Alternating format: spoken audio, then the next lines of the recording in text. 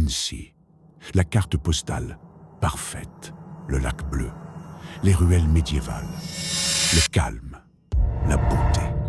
Mais demandez aux anciens, ceux qui ont grandi ici, ceux qui ont vu la ville avant qu'elle devienne touristique. Ils vous parleront d'autre chose. Des portes qui claquent sans vent, des silhouettes sur le lac, alors qu'il n'y a personne. Des pièces murées à la hâte, des tunnels oubliés et d'histoires que même la mairie préfère éviter. Aujourd'hui, on ouvre les archives. Voici des mystères d'Annecy. Et si vous êtes sensible, vous pouvez encore quitter cette vidéo. On commence par un lieu si beau que personne n'imagine ce qui s'y passe une fois la nuit tombée. Le palais de l'Isle. Le palais de l'Isle, tout le monde le connaît comme un monument magnifique, illuminé par le canal. Mais la nuit, il n'a plus rien de romantique. Plusieurs touristes ont raconté la même scène. Alors qu'ils marchaient près de l'eau, une fenêtre du palais se serait allumée toute seule. Pas une lumière forte, mais une petite flamme, comme une bougie oubliée dans une cellule où personne n'entre plus depuis des années. L'un d'eux dit avoir vu une ombre bouger derrière les barreaux, comme si quelqu'un se tenait là, immobile, et les observait. À l'intérieur, des visiteurs racontent qu'ils ont entendu une respiration lourde, dans un couloir totalement vide. Une respiration lente, humaine, si forte qu'on pouvait presque voir la buée sortir de l'air, alors qu'il n'y avait personne.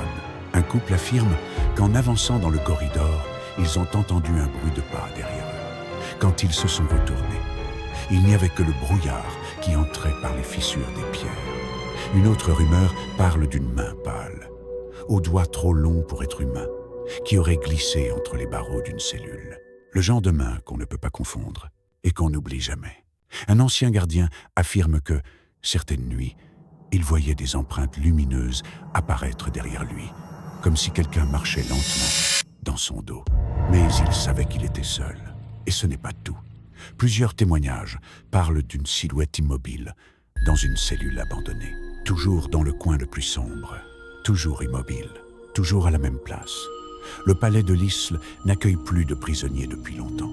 Mais certains habitants pensent que quelque chose, là, dedans, n'a jamais vraiment quitté les lieux. Le deuxième mystère. On m'en a parlé avec une voix basse, comme si prononcer son nom trop fort pouvait la faire apparaître. La Dame du Lac, celle qui ne coule pas. Le lac d'Annecy est l'un des plus purs d'Europe. Mais certains matins, quand la brume tombe d'un seul coup, il devient un endroit où les pêcheurs préfèrent ne pas s'aventurer. Un matin, justement, 2 pêcheurs affirment avoir vu la brume arriver comme une vague blanche. En quelques secondes, leur barque était complètement isolée, enveloppée dans un silence trop parfait, presque étouffant. C'est alors qu'ils l'ont vue. Une silhouette blanche, parfaitement immobile, debout sur l'eau, pas en train de flotter, pas en train de bouger. Debout, ils se sont approchés, croyant d'abord à quelqu'un en danger. Mais quand la silhouette a tourné la tête vers eux, ils ont compris que ce n'était pas humain. Là où aurait dû se trouver un visage, il n'y avait rien. Juste une surface pâle, lisse, sans yeux, sans bouche, sans expression. Les 2 hommes affirment être restés figés, incapables de parler. L'un d'eux dit avoir senti quelque chose lui saisir la poitrine, comme si le froid du lac entrait dans ses os. Puis, ils ont entendu un murmure, un son faible, qui ne venait pas de la silhouette, mais de l'eau juste à côté de la barque. Un mot, un seul, « Aide-moi ». Lorsqu'ils ont levé les yeux, la silhouette n'était plus là. La brume s'est ouverte un instant et le lac était totalement vide, parfaitement calme, comme si rien ne s'était passé. Mais les 2 pêcheurs, eux, n'ont plus jamais pêché seuls au petit matin.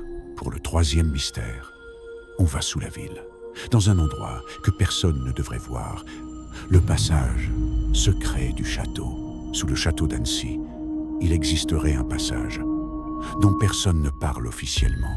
Pas une cave, pas une réserve, mais un vieux tunnel oublié, scellé, il y a très longtemps. Selon les artisans qui ont rénové une salle du château il y a quelques années, tout aurait commencé avec un mur étrange. La pierre vibrait, pas comme si elle bougeait, mais comme si quelque chose respirait derrière. En retirant quelques blocs, ils auraient découvert un escalier étroit, taillé dans une pierre beaucoup plus ancienne que le reste du château. Un escalier qui descendait profondément dans une zone qui n'apparaît sur aucun plan officiel. L'un des ouvriers raconte qu'en s'approchant de l'entrée, il a senti un courant d'air froid, presque glacé, puis une voix, un chuchotement faible. Trop faible pour comprendre les mots, mais assez clair pour comprendre que ce n'était pas le vent. Ils n'ont pas voulu descendre plus loin. Le contremaître leur a demandé de remonter immédiatement. Le passage a été muré le jour même, sans explication, sans communiqué, sans rapport public. Les habitants disent que si ce passage a été scellé aussi vite, c'est parce que ce qu'il contient ne doit pas être réveillé. Le quatrième mystère n'est pas une légende, car plusieurs personnes l'ont vu, et toutes ont décrit la même chose. Dans les profondeurs du lac d'Annecy, les plongeurs racontent une histoire que beaucoup préfèrent éviter. Une histoire qui remonte à l'époque où les moines de Talloires auraient caché un trésor, un coffre rempli d'objets sacrés, jeté dans le lac pour échapper au pillage. Sauf que depuis des années, plusieurs plongeurs affirment avoir vu ce coffre, toujours au même endroit, posé droit sur le sable, comme si quelqu'un venait tout juste de l'y déposer. Un groupe de 3 plongeurs dit même l'avoir approché. Le bois était ancien, gonflé par l'eau, mais le coffre semblait intact, presque entretenu. Ils sont remontés à la surface pour prévenir leur instructeur. Quelques minutes à peine. Quand ils sont revenus, le coffre avait disparu. Pas déplacé, pas abîmé, juste absent, comme s'il n'avait jamais existé. Un autre plongeur raconte qu'en descendant dans la zone, il a senti une force lui saisir la cheville. Une main, une pression froide, très nette, qui tirait vers le fond. Il a hurlé dans son masque et a donné un coup de palme pour remonter. Ce jour-là, il a juré avoir vu, au fond de l'eau noire, quelque chose de massif, glissé entre les rochers, comme si une présence veillait sur le coffre. Une présence qui n'aime pas être dérangée.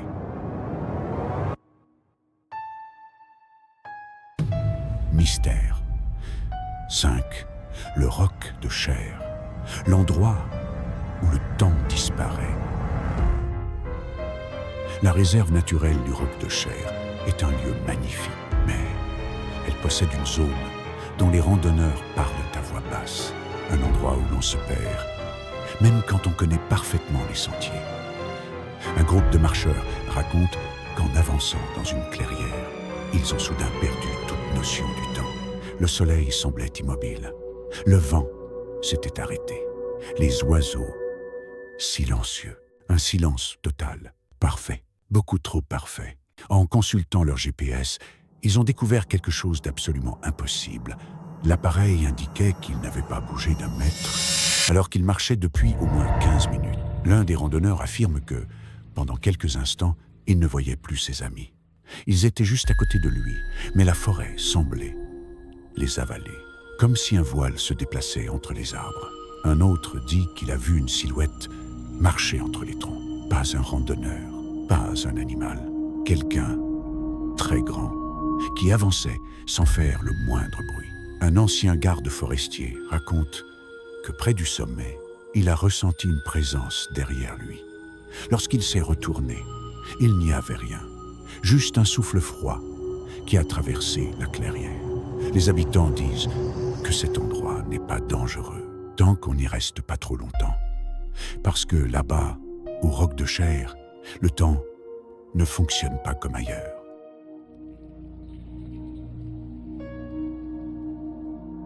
Le 6e mystère, ce sont les scientifiques eux-mêmes qui n'arrivent pas à l'expliquer. Les lumières du Semnoz. Le Semnoz est un endroit connu pour ses randonnées, ses pistes de ski, mais depuis les années 70, il est aussi connu pour quelque chose d'autre, quelque chose que personne n'explique. Des randonneurs affirment avoir vu, certaines nuits, 3 lumières rouges, blanches et bleues apparaître au sommet de la montagne. D'abord faibles, puis de plus en plus intenses, jusqu'à illuminer toute la crête comme un projecteur venu d'un autre monde. Un groupe de 4 amis, en 1998, affirme avoir été témoins de l'une de ces apparitions. Ils ont d'abord pensé à une antenne, puis à un hélicoptère. Mais les lumières ne bougeaient pas comme un appareil humain. Elles montaient, descendaient, puis disparaissaient dans un silence total. L'un des témoins dit avoir senti une vibration dans le sol, comme si quelque chose gigantesque se trouvait sous la montagne. Un autre affirme avoir entendu un son aigu, presque un sifflement qui résonnait dans les arbres malgré le vent nul.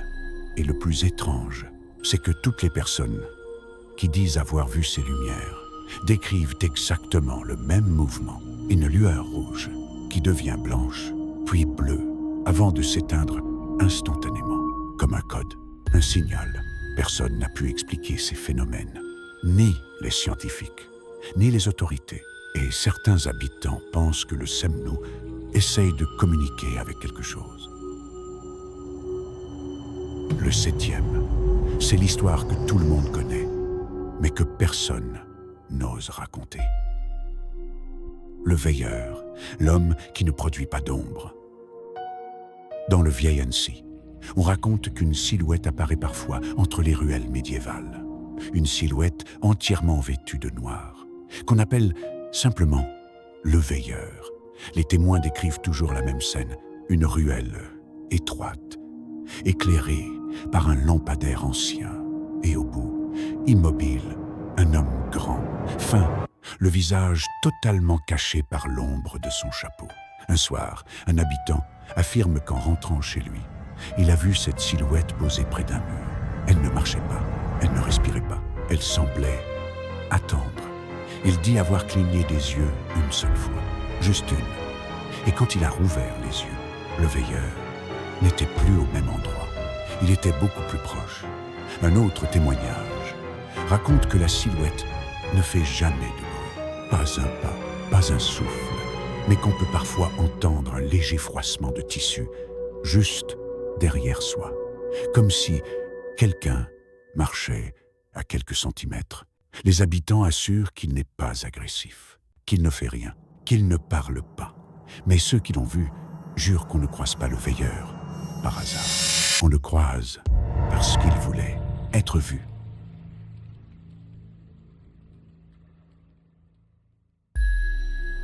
Le 8e mystère, personne ne devrait y avoir accès.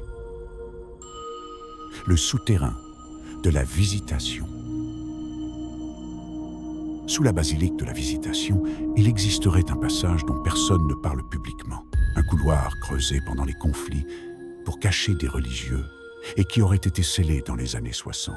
Les ouvriers qui travaillaient alors sur le site racontent une histoire étrange. En rénovant le sous-sol, ils auraient découvert une porte en pierre, recouverte d'un mur très ancien, mais derrière lequel on sentait un air froid, beaucoup trop froid pour un simple espace vide. En retirant quelques briques, ils disent avoir entendu un bruit sourd.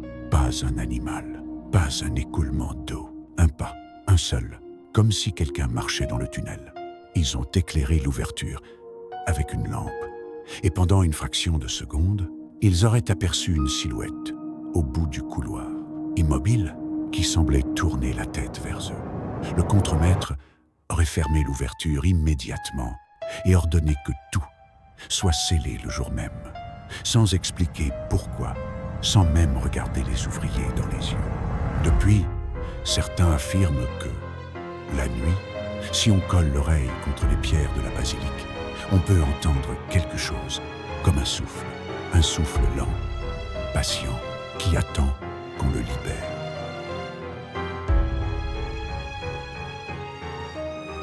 Le pont des Amours est l'un des lieux les plus romantiques d'Annecy. Mais derrière cette image parfaite se cache une histoire bien plus sombre, une histoire dont parlent les anciens les jours de brouillard. En 1910, un couple aurait disparu sur le pont par une nuit glaciale. Les témoins qui se trouvaient sur les berges ont raconté la même chose. Le couple avait traversé le pont main dans la main, puis la brume est tombée d'un seul coup, épaisse, immobile, presque vivante. Quand la brume s'est dissipée, le pont était vide. Personne n'a jamais retrouvé leurs traces, ni dans l'eau, ni dans la ville. Depuis certains soirs d'hiver, les habitants affirment voir deux silhouettes apparaître sur le toujours au même endroit, toujours immobiles, comme figées dans le temps. Un témoin raconte qu'il a vu ces silhouettes se tenir la main avant de se dissoudre dans le brouillard, exactement comme en 1910. On dit que si vous traversez le pont par un soir de brume, vous pourriez les voir, vous observer en silence, en attendant que quelqu'un d'autre traverse et ne revienne jamais. Mystère 10. Les créatures du lac. Le lac d'Annecy est connu pour être l'un des plus propres du monde. Mais plus on descend dans ses profondeurs, moins on sait ce qui s'y trouve réellement. Des plongeurs affirment que sous les 40 mètres, l'eau devient tellement sombre qu'on ne voit plus sa propre main. Et c'est là que certains disent avoir ressenti une présence, quelque chose de massif qui se déplace lentement dans l'obscurité. Un plongeur raconte qu'il a entendu un grondement sourd comme le bruit d'un animal immense. Mais aucun son n'était censé exister à cette profondeur. Un autre dit avoir senti l'eau se déplacer autour de lui, comme si quelque chose passait juste derrière. Il n'a pas eu le courage de se retourner. Le témoignage le plus étrange parle de deux yeux immenses, ouverts, dans le noir, pas agressifs, juste en train de regarder, silencieux, incompréhensible. Quand les autorités ont été informées, elles ont parlé de phénomènes thermiques, de courants ou d'illusions visuelles. Mais les plongeurs, eux, sont formels. Là, dessous, il y a quelque chose qui observe et qui attend que la lumière disparaisse. Annecy est belle, mais sous sa beauté, il y a des histoires que personne n'explique vraiment. Parmi tous ces mystères, lequel vous suit encore dans la tête? Et surtout, quelle ville de France voulez-vous que j'explore ensuite? Parce qu'aucune ville n'est vraiment tranquille. Certaines cachent leurs secrets, d'autres les protègent. On se retrouve dans le prochain mystère.